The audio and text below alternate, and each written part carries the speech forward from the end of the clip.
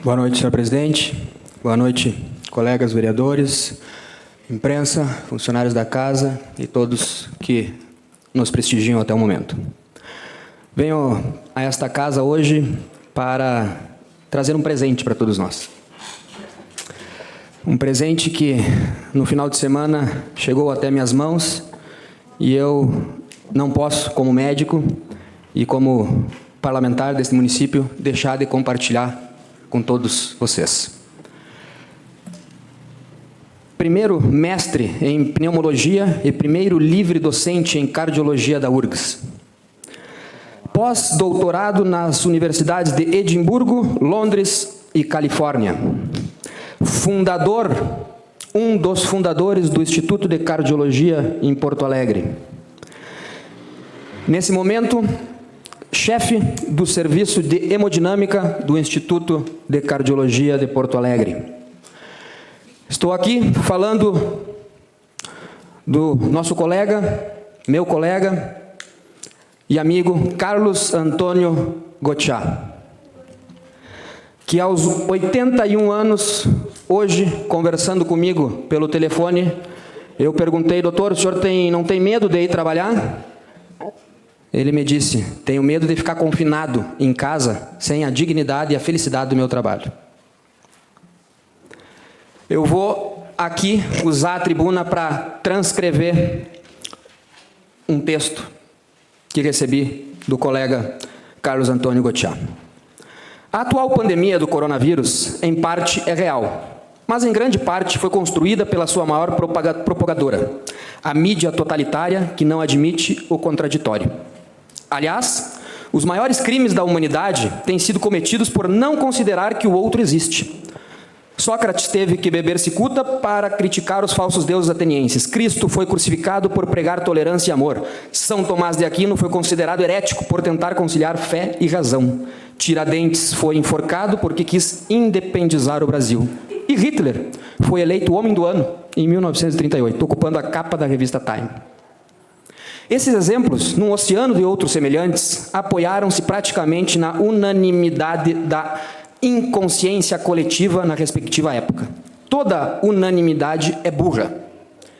É o que está acontecendo com a dita pandemia do coronavírus. Existe uma verdade única: quem a contesta é criminoso, insensível, desconsidera a vida. Só há o caminho do isolamento social total e absoluto. Ninguém pode sair de casa, todos têm de usar máscara, fora disso não existe outra realidade. Quem pensa em alternativas despreza a vida dos contaminados. Também não se pode lembrar que a maioria dos infectados é assintomática, que poucos desenvolvem sintomas, apenas uma minoria do grupo de risco requer tratamento intensivo e vai a óbito. Entretanto, esse grupo é detectável, pode ser monitorado e submetido a tratamento diferenciado. Um paciente com 90 anos, um cardiopata, diabético, obeso, enfisемatoso, canceroso, fumante, morre de qualquer comorbidade e também morre de coronavírus. Sim, mas e os jovens?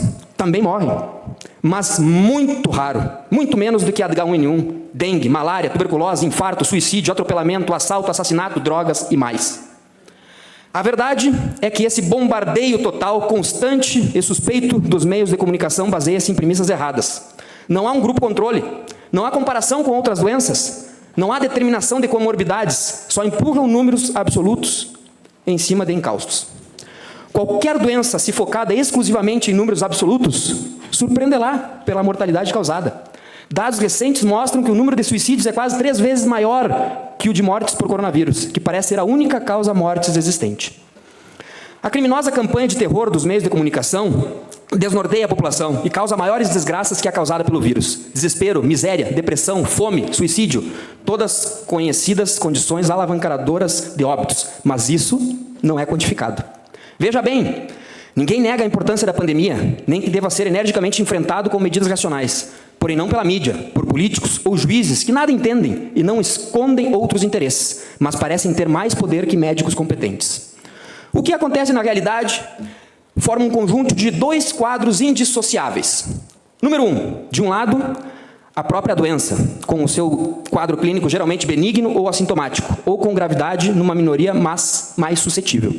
E 2, por outro lado, as consequências malignas decorrentes de inapelável medidas coletivas, quebra de empresas, desemprego, miséria, depressão, neurose, suicídio, desnutrição, abandono. Estas segundas consequências, se somadas, são muito mais letais e parecem ser esquecidas pelos piedosos defensores da vida.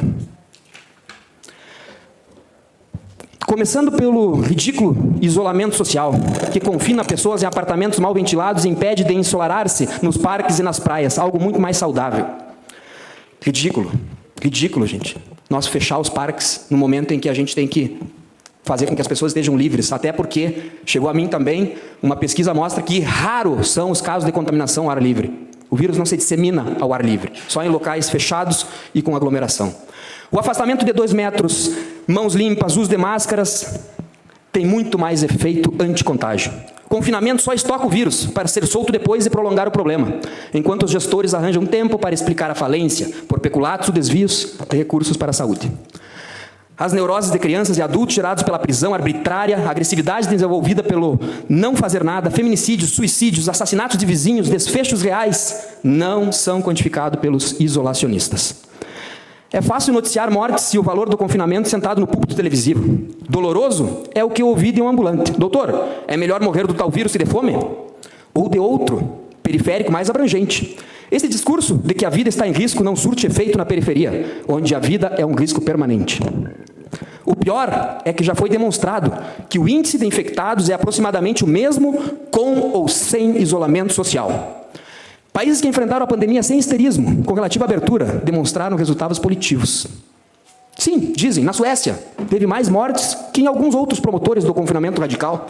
Talvez seja o preço a pagar. Não entendem esses idiotas da objetividade que a atitude sueca abrandou os outros efeitos maléficos colaterais, já citados do isolamento absoluto.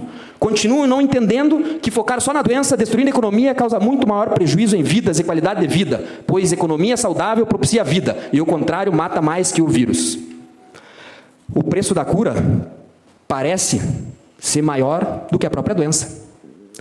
A destruição da economia por medida sem contestação, com suas terríveis consequências, constitui verdadeiro crime contra a humanidade e atendem a propósitos hegemônicos, auxiliada por líderes incapazes de enxergar objetivos bem claros. Não se salvam alguns com o sacrifício de todos. Se não intencional, o prejuízo pelo descuido contaminante deve ser cobrado da China. Quem tenta enxergar um pouco o futuro desespera-se. Estamos vendo claro o autoritarismo e controle social por governos inspirados em hegemonia chinesa, que não sabe o que é democracia, transformando pessoas em robôs.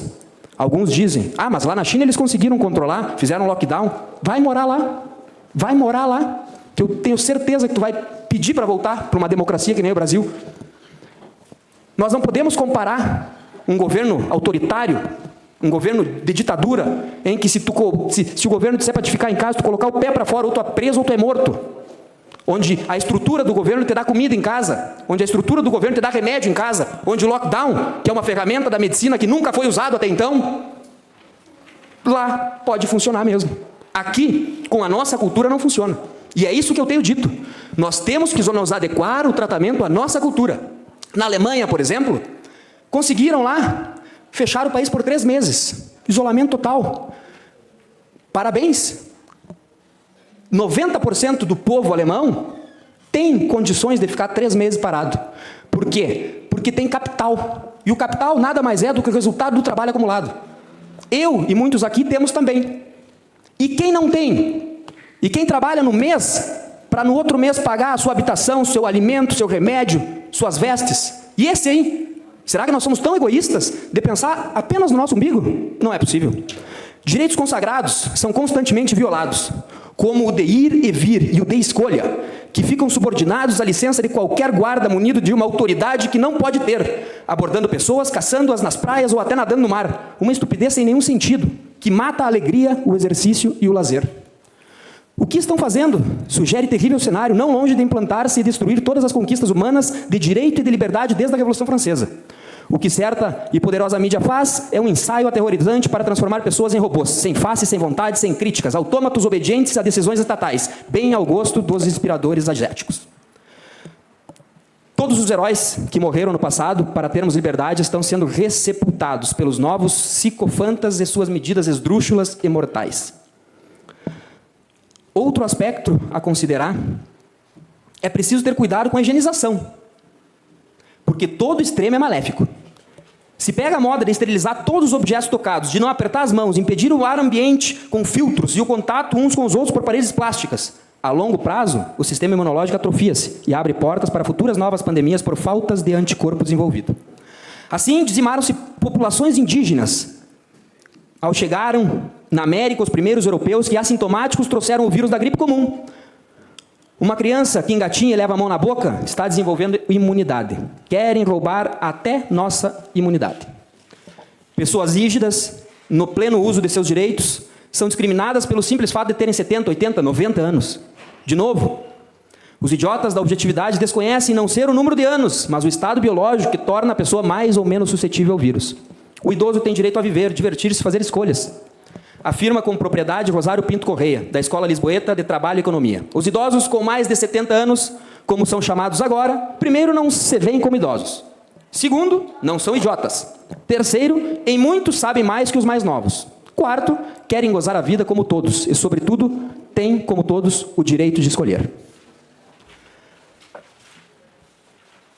Medicamentos e vacinas eficazes estão próximas a aparecer.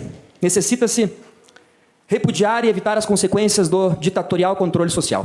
As pessoas aterrorizadas estão próximas a serem anuladas arbitrariamente em vontades ou atitudes. Se a sociedade não exibir o direito de reagir, se o ensaio de totalitarismo midiático e governamental prosperar. Doutor Tiago, o senhor me permite uma partezinha? Sim, eu quero só dizer aqui para todos que este texto, tá, ele apenas serve para repensar à luz de múltiplas evidências e de um cidadão médico de 81 anos que vai trabalhar todos os dias e que tem no seu currículo algo incrível. Não é qualquer cidadão. Ele é pneumologista, ele conhece pulmão, ele trabalha no Instituto de Cardiologia, ele conhece muito bem como funciona a fisiopatologia da doença. Então, é uma forma que a gente tem de mostrar o outro lado. E a gente tem obrigação, nesta casa, que é a casa dos debates, de mostrar que existe também o outro lado.